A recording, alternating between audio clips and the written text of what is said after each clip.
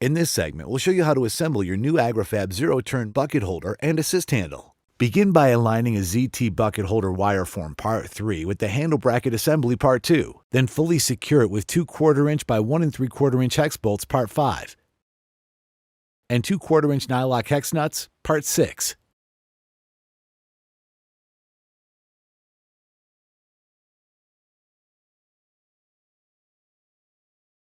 Then repeat for the other side.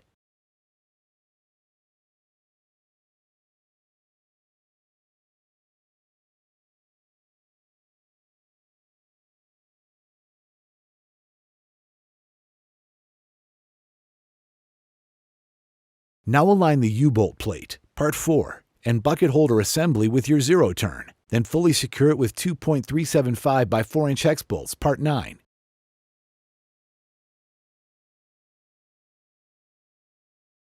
And 2.375 by 0.875 washers, Part 8. And 2 3/8" nylock hex nuts, Part 7.